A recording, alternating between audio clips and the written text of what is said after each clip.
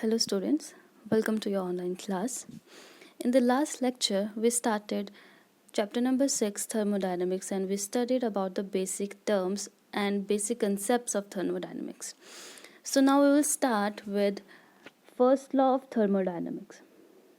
It states that energy can neither be created nor be destroyed, although it can be converted from one form to another. That is, energy remains conserved. Energy एक form से दूसरी form में convert की जा सकती है, लेकिन उसे क्रिएट या डिस्ट्रॉय नहीं किया जा सकता.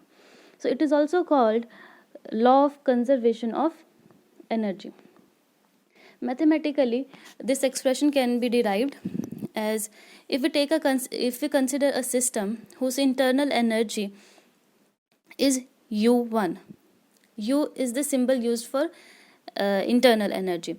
If it absorbs Q amount of heat, then its internal energy becomes U1 plus Q. U1 उसकी इंटरनल एनर्जी पहले थी और Q अमाउंट हमने उसको हीट प्रोवाइड कराई, उसने हीट एब्जॉर्ब करी, तो total internal energy became U1 plus Q. And now if work is done on the system, remember work is done on the system, so it will be positive, and then there will be further increase in the internal energy and it becomes U2. U2 is equals to U1 Q plus W.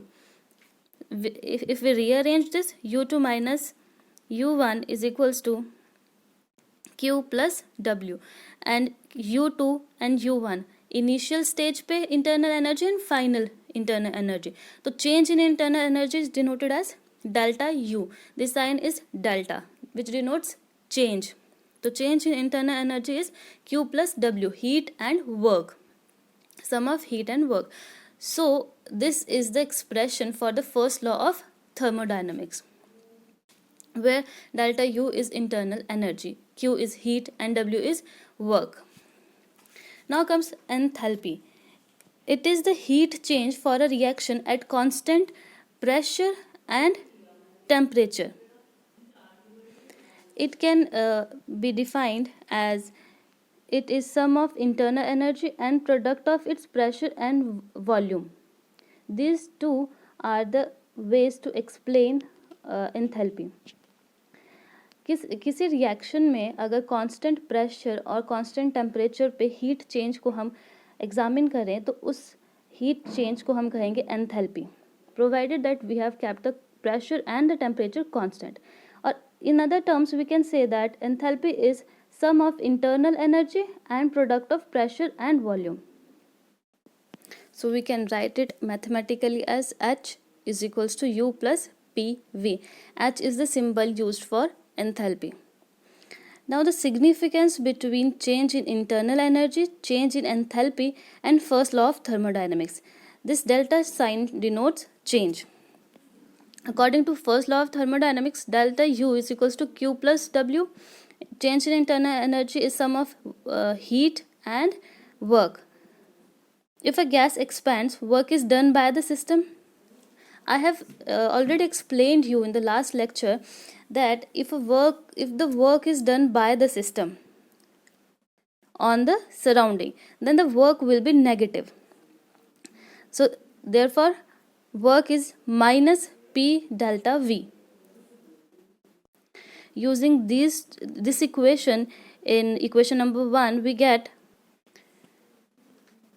delta U is equals to Q minus P delta V. W के जगह पे हमने value रख दी minus P delta V. इसे rearrange किया तो we get Q is equals to delta U. ये इस तरफ गया तो पॉजिटिव हो जाएगा, तो delta U plus P delta V. This is equation 3. So if we consider that the process is carried out at constant volume, अगर volume constant है तो चेंज तो उसमें कुछ नहीं आएगा, जितनी इनिशियली थी चेंज वॉल्यूम उतनी ही लास्ट में रही, लास्ट स्टेज पे वॉल्यूम रहेगी, तो change will be zero. So delta V is equals to zero. If delta V is equals to 0, in this equation this entire terms become 0. So what we have concluded that Q will be equals to delta U, where QV denotes heat change at constant volume. At constant volume. Delta V zero था, P delta V zero बन गया, तो Q will be equals to delta U. और इसे हमने यहाँ पे Q we इसलिए डिनोट किया क्योंकि क्यू वी हम जो यहाँ पर हीट ले रहे हैं, हीट चेंज, वो कांस्टेंट वॉल्यूम में ले रहे हैं। हमने पहले कंसिडर कर लिए थे केस कि कांस्टेंट वॉल्यूम है। तो we can conclude that the change in internal energy is equals to heat absorbed और evolved at constant volume, right? So if we take the case of enthalpy is equal to H is equals to U plus PV, as from its definition we have seen that H yani enthalpy is equals to sum of internal energy and product of pressure and volume. So change in enthalpy is delta U, right? And delta H, and delta H will be equal to delta U plus delta PV. अब जो ये delta है, ये है एक तरह से differentiation वाला, जो आप मैथमेटिक्स में इस सिंबल से करते हो डी, यहाँ पर ये साइन है डेल्टा। तो डिफ्रेंसिएशन का जो प्रोडक्ट रूल है वो यहाँ पर अप्लाई करेंगे हम। तो delta P V plus P delta V, right, product rule से। अब हम कंसिडर कर रहे हैं कि कांस्टेंट प्रेशर है। प्रेशर अगर कांस्टेंट रहा, जितना इनिशियली था उतना ही फाइनल रहा प्रेशर, तो प्रेशर में चेंज तो कुछ नहीं आया, so change in pressure will be zero. तो ये term will become zero, but we are left with delta H is equals to delta you plus P delta we. This is equation 5. Now from equation 3 and 5, so equation number 3 and 5, delta H is equals to Q minus P delta V plus P delta V. अब ये एक term, same terms, एक plus में एक minus में, they will cancel out, and what we are left with delta H is equals to Q P. P इसीलिए लगाया क्योंकि it is the heat change at constant pressure, right? So we can conclude that change in enthalpy is equal to heat change or heat absorbed or released at constant pressure. Heat at constant volume, heat absorbed or heat evolved at constant volume is equals to delta U, that is change in internal energy, and heat change at constant pressure is equals to delta H, that is change in enthalpy. So now we will study what is the relationship between delta H and delta U, that is change in enthalpy and change in internal energy. For this, let us consider a reaction, a chemical reaction at constant pressure. So if if HB is enthalpy of product, this is A is the reactant and B is the product. So HB is the enthalpy of the product and HA will be enthalpy of the reactant. So change in enthalpy is delta H is equals to enthalpy of product minus enthalpy of reactant. ऐसे निकलेगा। अगर enthalpy का change निकालना है तो product के enthalpy क्या है minus reactant के enthalpy क्या है। And we also know that enthalpy is also equal to sum of internal energy and product of pressure and volume from its definition. So reactant के लिए हम डिनोट करेंगे साइन ए और प्रोडक्ट के लिए B.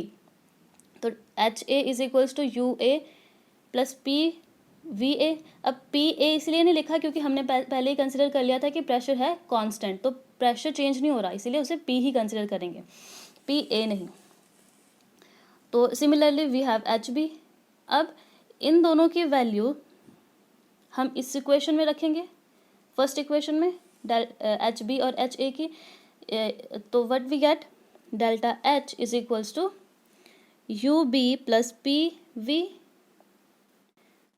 Minus U A plus P V A. इसे रीअरेंज करने पे u वाली टर्म्स हम एक तरफ लेकर आ जाएंगे और पी वी वाली टर्म्स एक तरफ।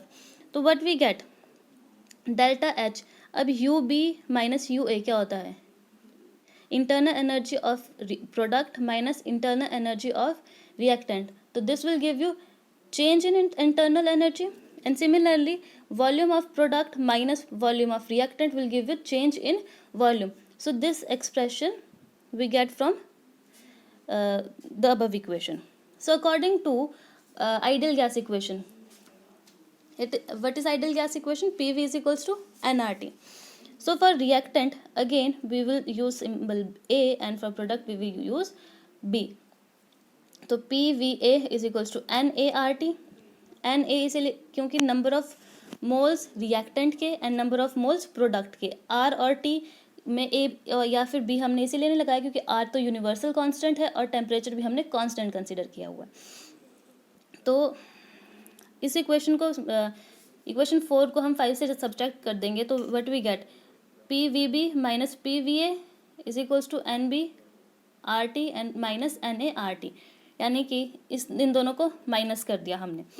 तो दोनों में से P कांस्टेंट, P कॉमन बाहर आ गया तो VB माइनस VA, NRT दोनों में से कॉमन बाहर आ गया NB माइनस NA. तो VB minus VA is delta V and NB minus NA, यानी कि number of moles of product minus number of moles of reactant. It will give you change in number of products. So we get P delta V is equals to delta nRT. And now we will keep this value of P delta V in equation number 3, that is delta H is equals to delta U plus P delta V. P delta V की जगह हमने ये वाली value रख देनी है.